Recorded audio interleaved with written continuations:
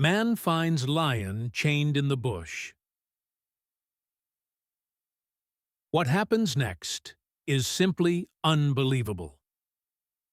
Jack Morrison's hands were still shaking from what he'd just witnessed, and it wasn't the kind of shaking that came from age or the Parkinson's the doctors kept insisting he didn't have.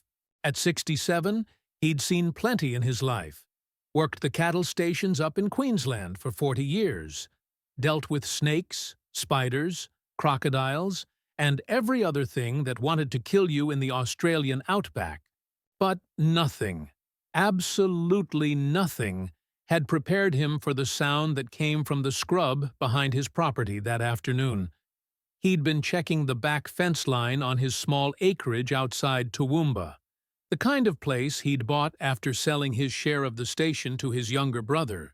Just 10 acres of dry grass and eucalyptus, enough to keep a few chooks, and feel like he still had a purpose after Margaret passed. The drought had been brutal this season, everything brown and brittle. The creek bed nothing but cracked mud and rocks. The roar came just as he was hammering in a loose fence post, deep, primal.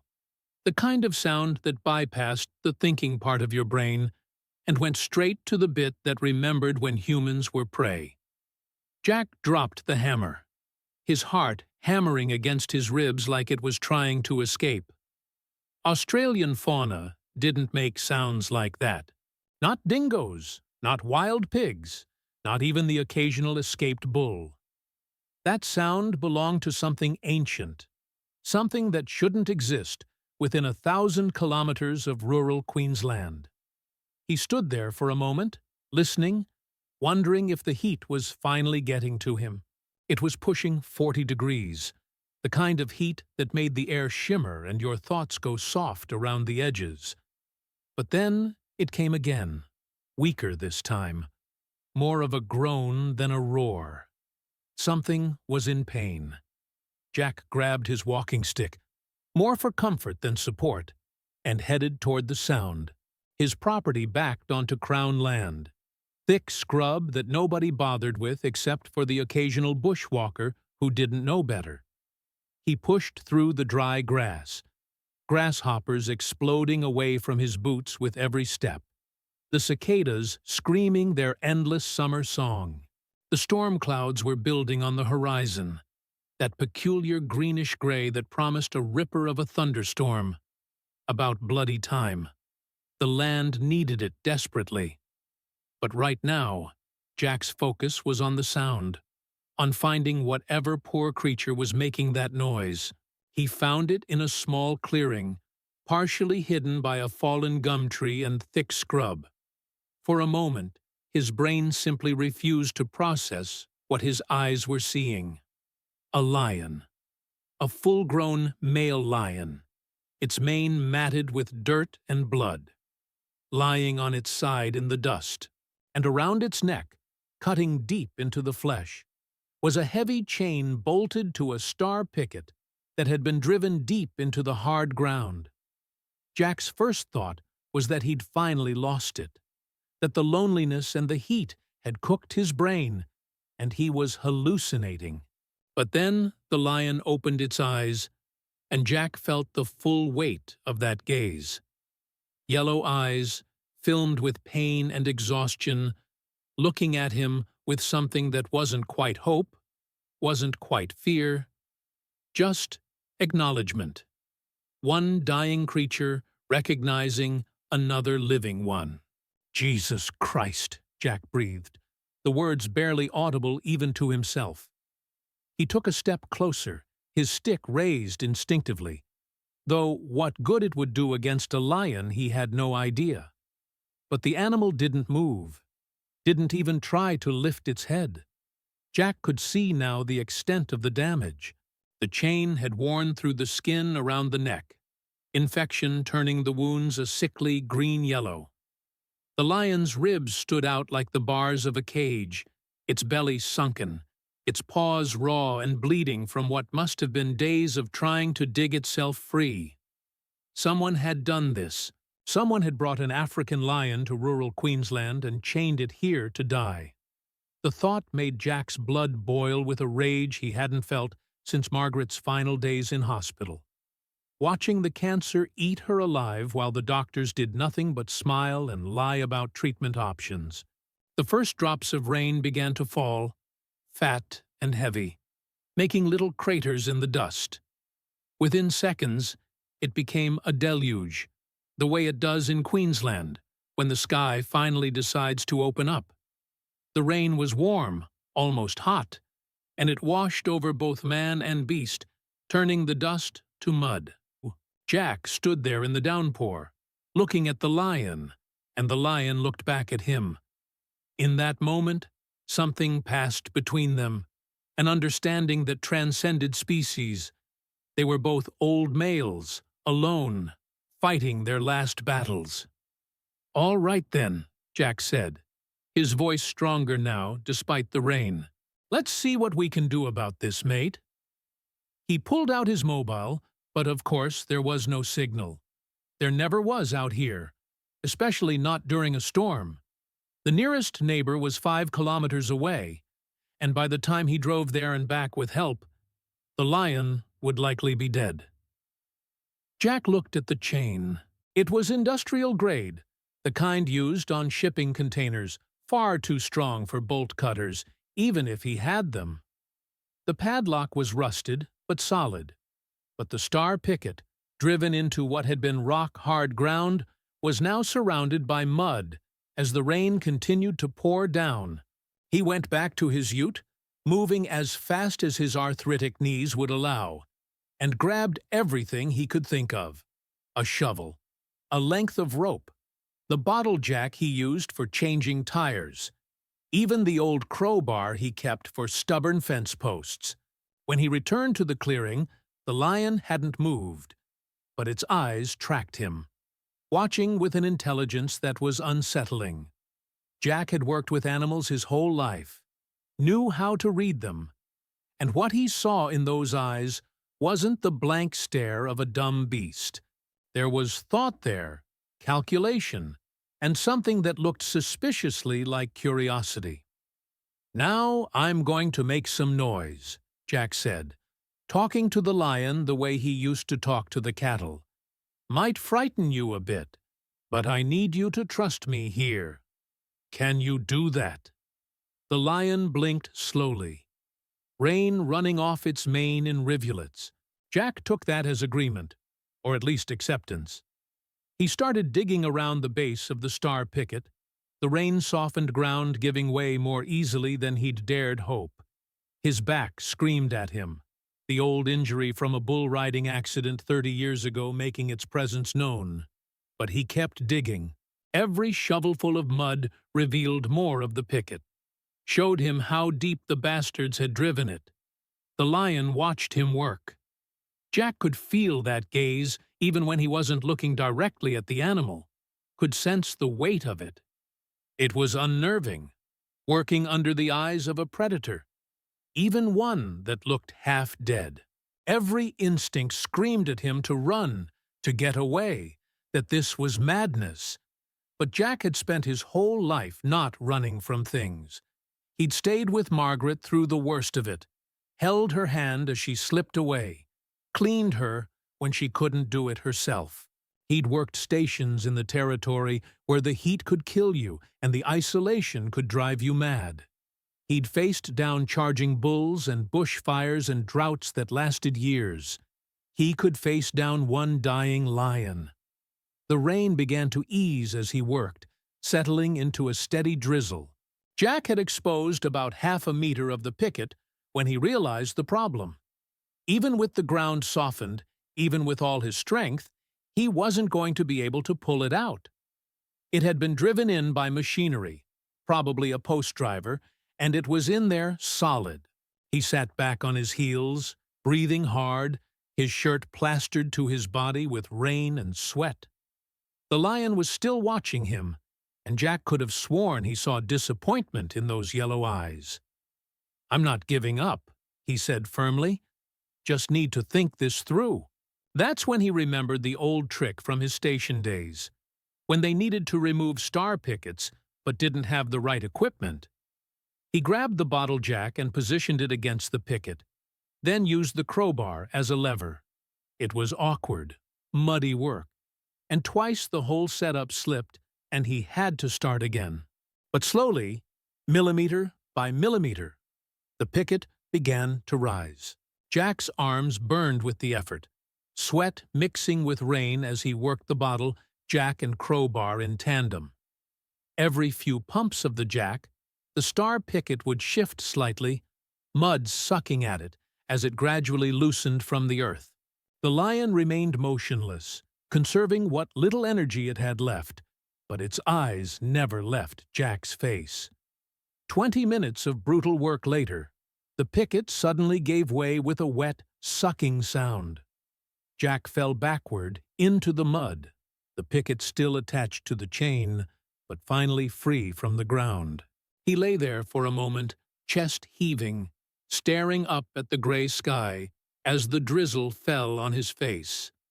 The lion made a sound, something between a groan and a sigh. Jack rolled over and saw that the animal had lifted its head slightly, as if testing whether this was real, whether the chain that had held it captive for God knew how long was actually loose.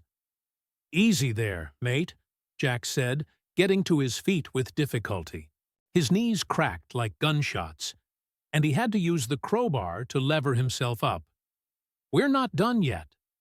The chain was still wrapped around the lion's neck, still cutting into that infected flesh. The padlock hung uselessly from it now, but the weight of the chain and the star picket was still there. Jack knew he couldn't leave it like that. Even if the lion somehow survived, it would die trying to drag that weight through the bush.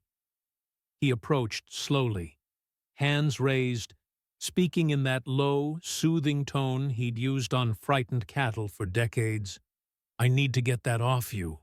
I know it's going to hurt, but it's the only way." The lion watched him come closer, and for the first time since Jack had found it, he saw a flicker of something that might have been fear. The animal's lip curled slightly, revealing yellowed teeth, and a low rumble started in its chest. Jack stopped, his heart pounding.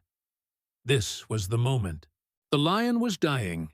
Yes, but it was still a predator, still had those teeth and claws, still had enough strength left to do serious damage if it decided Jack was a threat. "I'm not going to hurt you," Jack said quietly. "I know you've got no reason to trust humans. I know someone did this to you, left you here to die like you were nothing. But I'm not them. I'm trying to help." He took another step forward. The rumbling continued, but the lion didn't move. Jack could see the intelligence working behind those yellow eyes, could almost see the calculation happening. Was this human different? Could it be trusted? Jack knelt in the mud beside the lion's head, moving slowly, deliberately. He was close enough now to smell the infection, the sour stench of the wounds, the musky scent of the animal itself. Close enough that if the lion wanted to end him, it could do so in seconds. "That's it," he murmured. "That's a good boy. We're going to sort this out together." His hands moved to the chain, finding where it was tightest around the lion's neck. The metal was warm from the animal's body heat, slick with blood and pus from the infection. Jack's stomach turned, but he kept his face neutral, kept his movements steady. The padlock was rusted, but the chain itself could be unwound if he could just get enough slack. He worked at it gently, trying not to pull on the wounds, but there was no avoiding causing pain. The lion flinched, that rumble growing louder, but it didn't snap at him. "I know, mate. I know it hurts. Just a bit more." Jack's fingers were slippery with blood and rain as he worked the chain loose. It took nearly 10 minutes of careful manipulation, his back screaming at the awkward position, before he finally managed to unwrap it completely. The chain fell away with a heavy thud, the star picket clanging against a rock. The lion lay still for a moment, as if it couldn't quite believe it was free. Then, slowly, painfully, it lifted its head higher than it had before.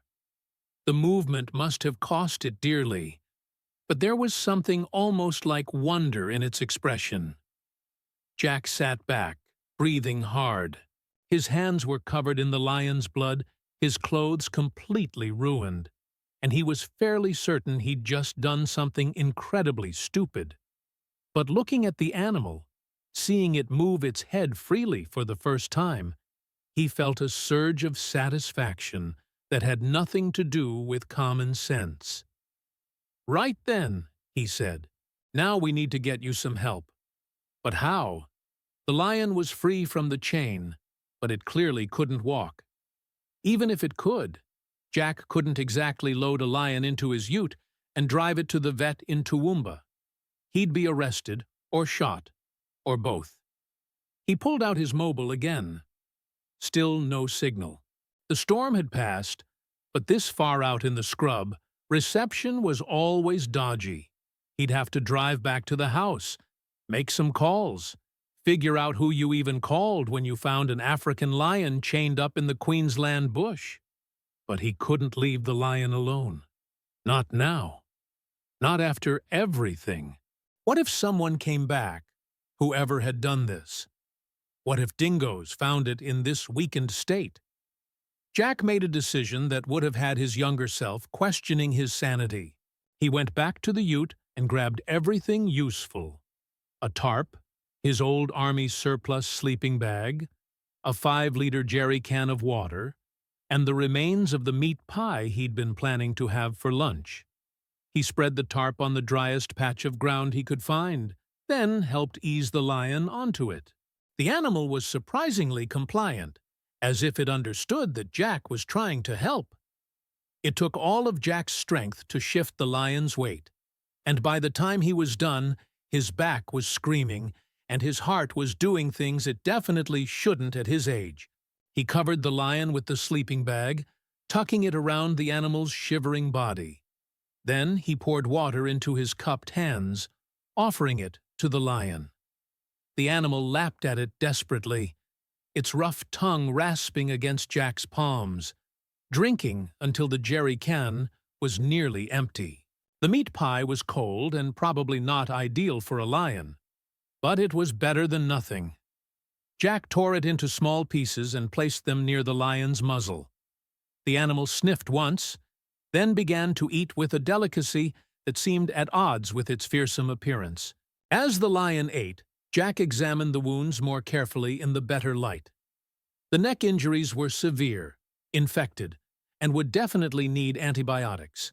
There were other wounds too, old scars and fresh cuts that spoke of abuse that went far beyond simple neglect. Burn marks on the paws, what looked like whip scars across the hindquarters. Someone hadn't just abandoned this lion. They'd tortured it first.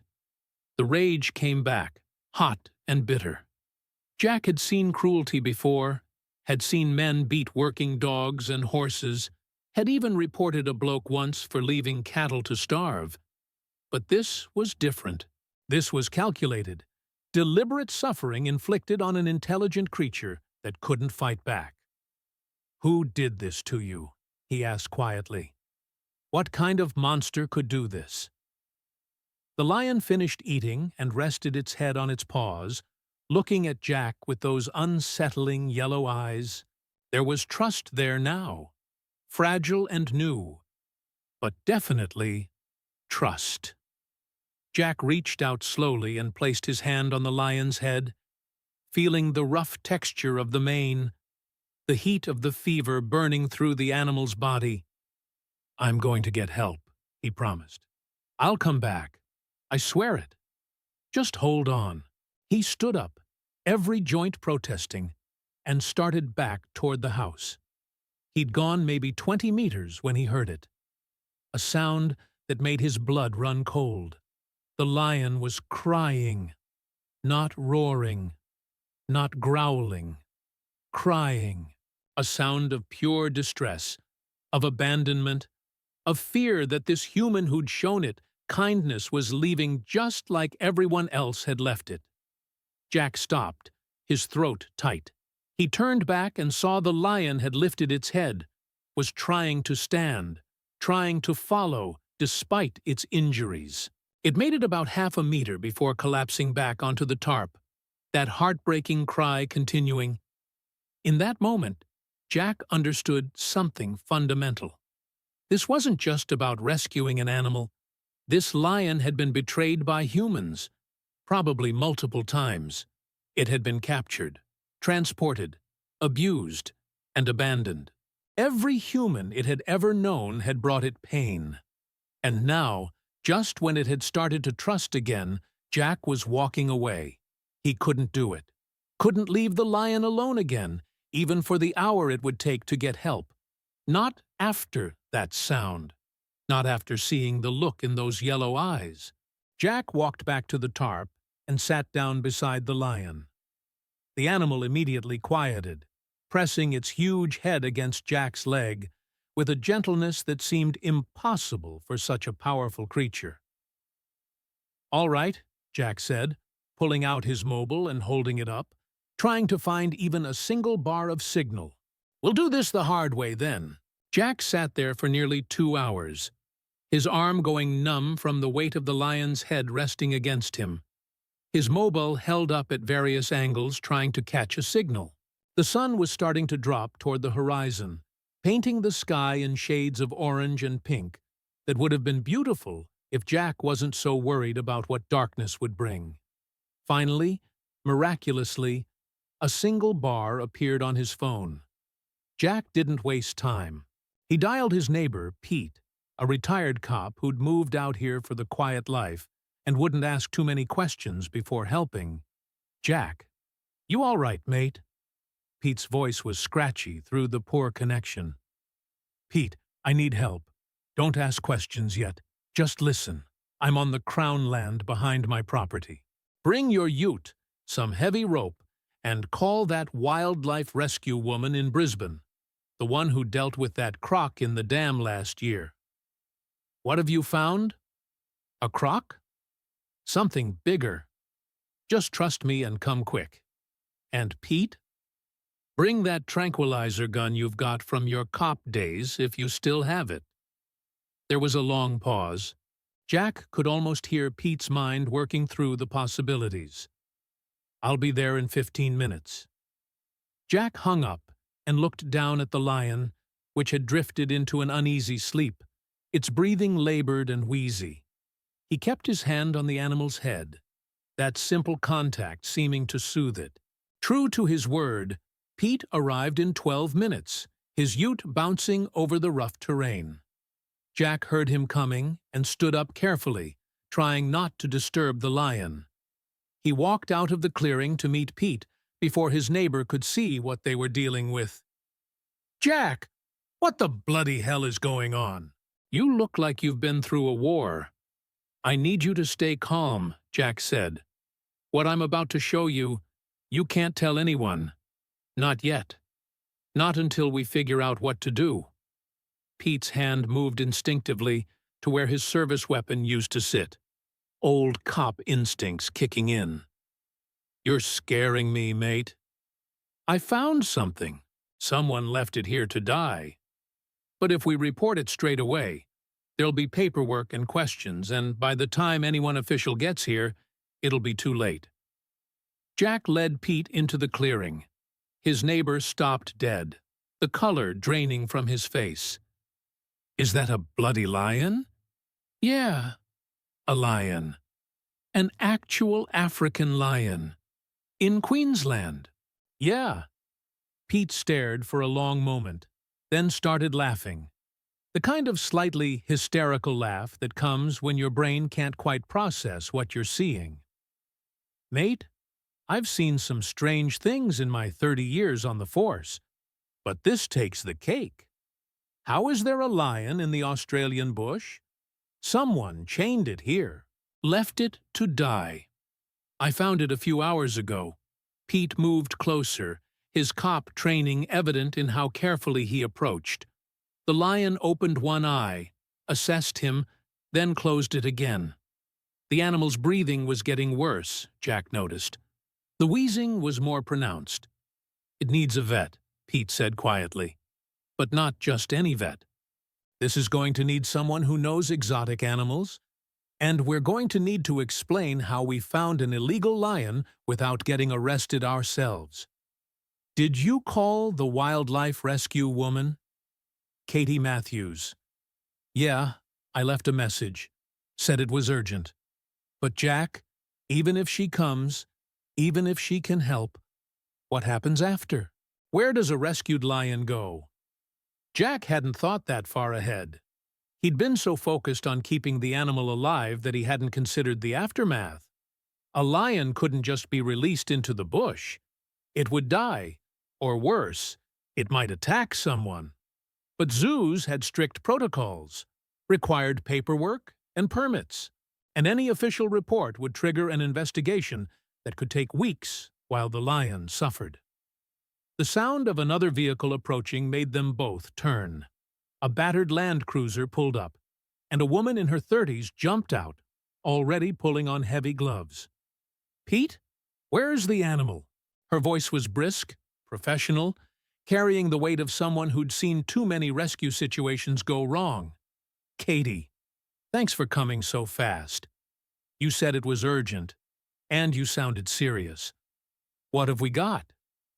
She walked into the clearing and stopped, her mouth falling open. "Holy hell! Is that what I think it is?" "African lion, male, approximately 8 to 10 years old," Jack said.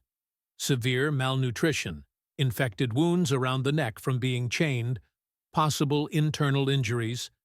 Been here at least several days from the look of things." Katie looked at him with new respect. "You know your animals."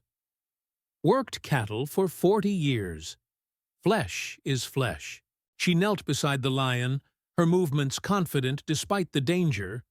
The animal opened its eyes but didn't react as she began examining it. "He's in bad shape, really bad.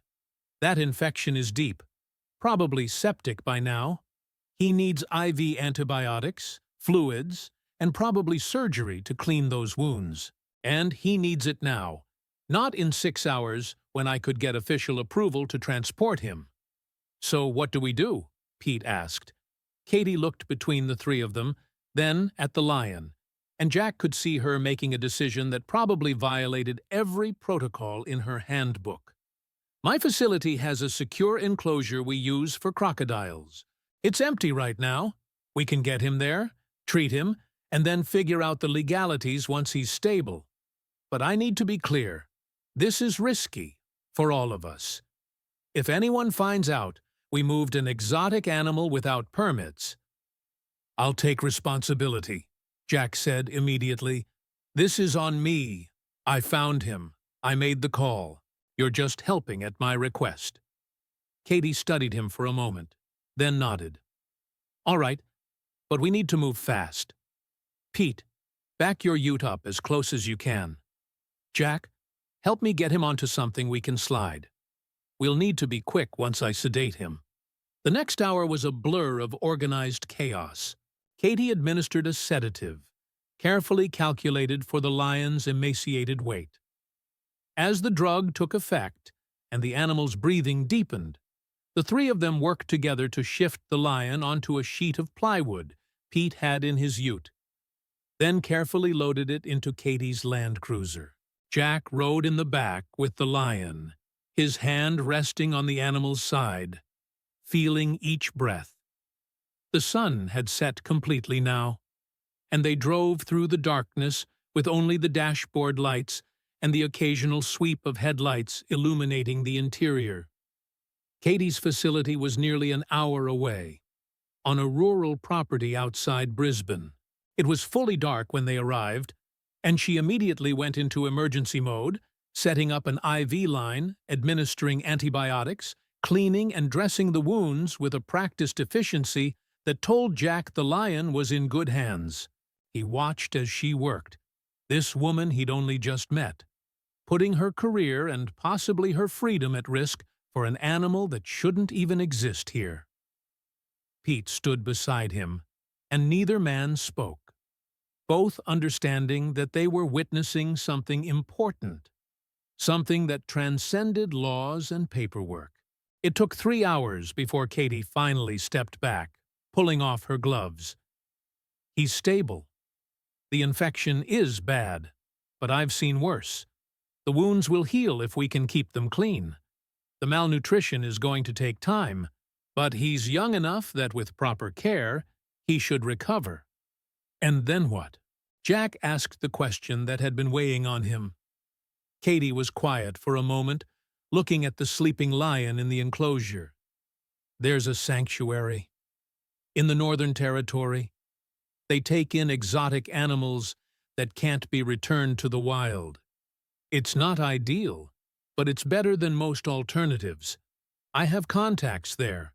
Once he's strong enough to travel, I can arrange transport." Jack felt something tight in his chest loosen slightly. The lion would live. It would have a life, maybe not the one nature intended, but a life nonetheless. "I want to help with costs," he said. "Whatever it takes." "Jack, this is going to be expensive. We're talking months of care, specialized food, the transport alone." "I don't care. I've got the money from selling my share of the station. It's just sitting in the bank, doing nothing. Margaret always said I should do something meaningful with it. This feels meaningful." Katie looked at him for a long moment, then smiled. "All right then, but you're going to need to visit him. You know, he's bonded with you. I've seen it happen before with rescue animals. You're his person now."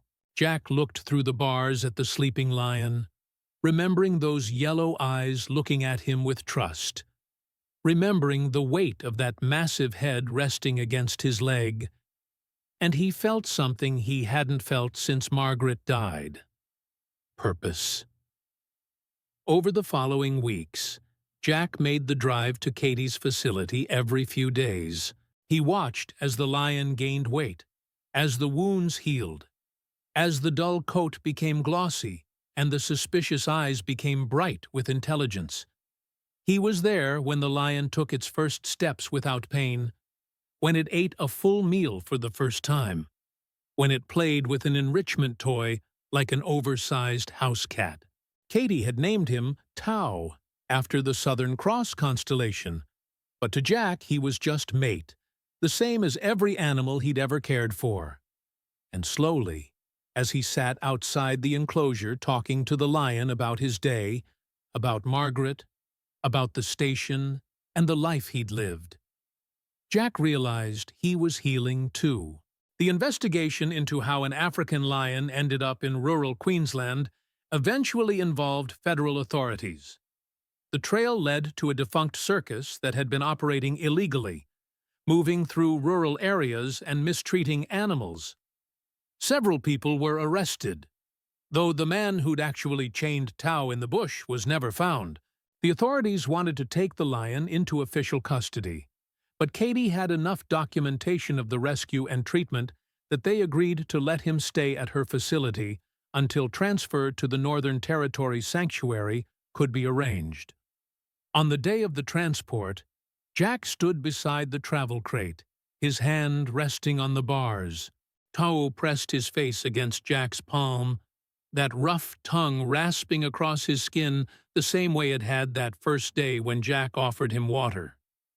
"You're going to have a good life," Jack said, his voice thick. "Wide open spaces, other big cats to keep you company. It's not Africa, but it's close as we can manage." The lion made a sound, soft and questioning. "I'll visit," Jack promised. "It's a long drive, but I've got nothing but time. You're not getting rid of me that easy, mate." As the transport vehicle pulled away, Pete came to stand beside Jack. "You did a good thing," he said quietly. "Most people would have walked away, called it someone else's problem." "I couldn't leave him," Jack said simply. He'd been abandoned enough. That night, Jack sat on his veranda, looking out at the stars that Margaret had loved. The property felt less empty now, the silence less oppressive. He thought about the lion, about trust and healing and second chances, about how sometimes the things that save us are the things that need saving. His mobile buzzed with a text from Katie. Photo attached. Jack opened it and saw Tao in his new enclosure, sprawled in the sun, looking more peaceful than Jack had ever seen him. The message read, "He's settling in well, already made friends with the female lion next door. Thank you for not walking away." Jack smiled, the expression feeling more natural than it had in months. He typed back, "Thank you for helping me save him." But as he sent the message, Jack knew the truth. He hadn't just saved a lion that day in the bush. The lion had saved him, too, had given him a reason to keep going, had reminded him that there was still good worth doing in the world, still connections worth making, even when you thought you were done with all that. Some rescues, Jack thought, as sleep finally claimed him, went both ways, and that was simply unbelievable.